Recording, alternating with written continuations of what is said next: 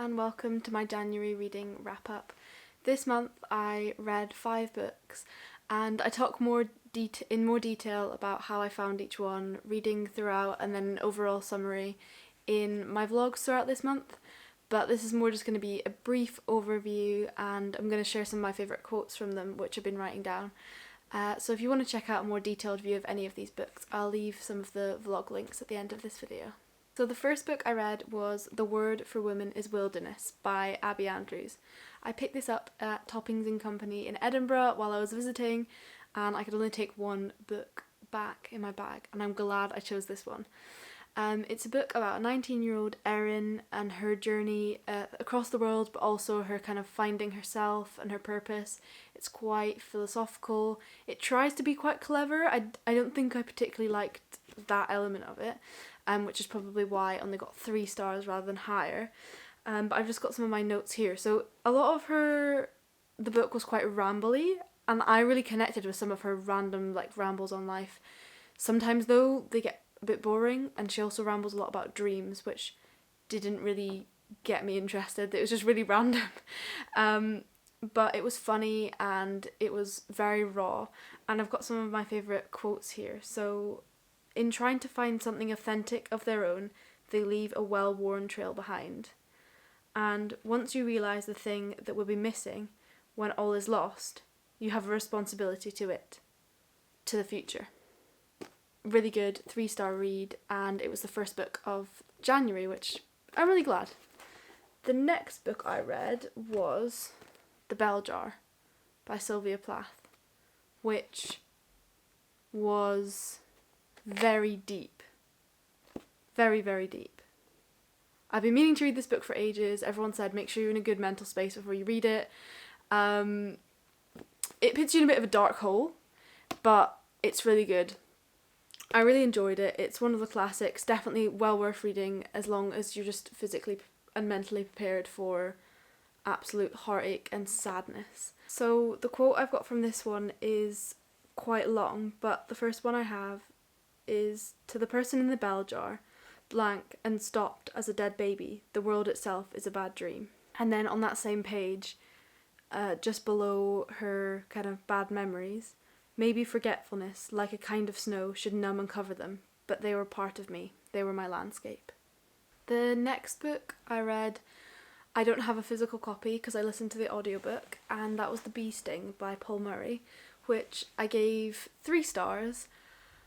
It's about a family in Ireland, and you get to hear every single person in the family's perspectives through life, and that's really interesting, but it does go into second person near the end, which I didn't particularly like very much, which is why I end up not giving it so high stars. I like the story and I like the different elements. It's really interesting to see how the mother's perspective before her children were born, and how that led to how her children are today and how she is, and how everyone in a family has such a acute effect on everyone else. But I've also got a couple of quotes that I really liked from it. I suppose that's what everyone wants, isn't it? To be like everyone else. But no one is like everyone else. That's the one thing we all have in common. But sometimes it's better, with things you enjoy, not to do them again. So yeah, there's so many really good quotes in this book actually. I've got a whole collection of quotes that I've taken, and there's so many on Goodreads as well. So it is a really good book. I just didn't like kind of where it went at the end, and the ending hurt me, without spoiling anything else. The ending hurt me. The Secret History was the only 5-star read of the month, and it was amazing. I love this book so much. It's about a boy called Richard who gets a scholarship to an elite New England school, college, because he wouldn't have normally been able to afford that, and he wants to take ancient Greek because he's already learned it before.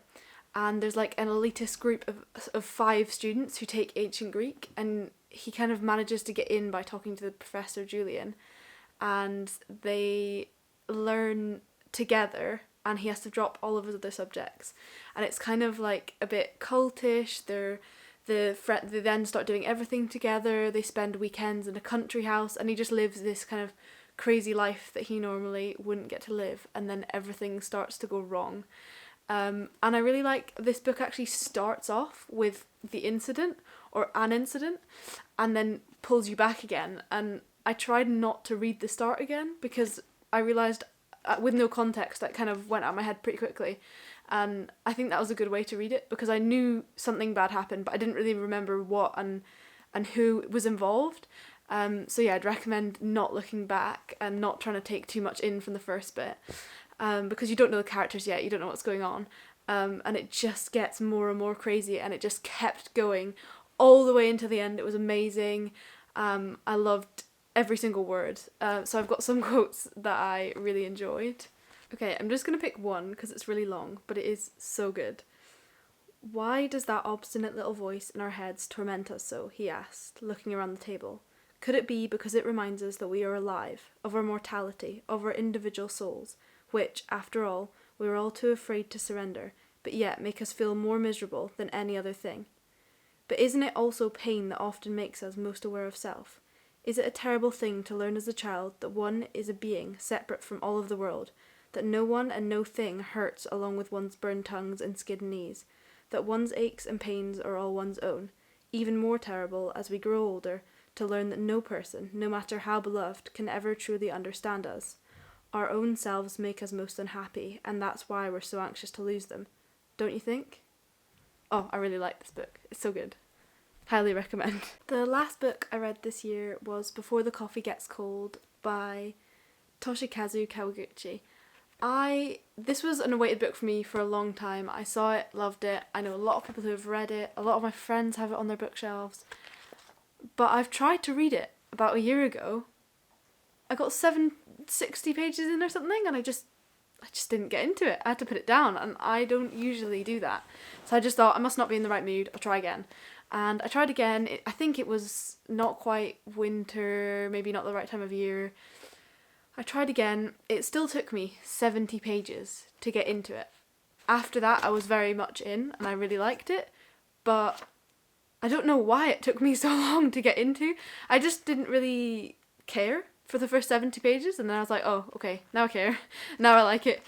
So I gave this book 3 stars. It follows it's about a cafe, and you can go back to the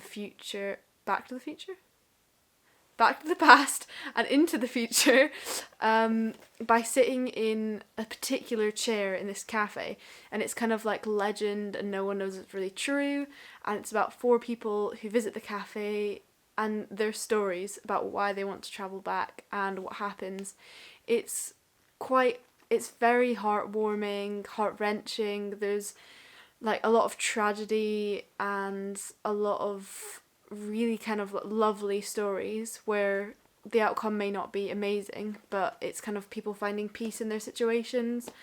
I just didn't particularly attach to any of the stories or characters too much, and that's why I didn't get a higher rating. But I enjoyed it overall. I just think I was expecting something really, really good, and it was just okay. I was so absorbed in the things that I couldn't change, I forgot the most important thing.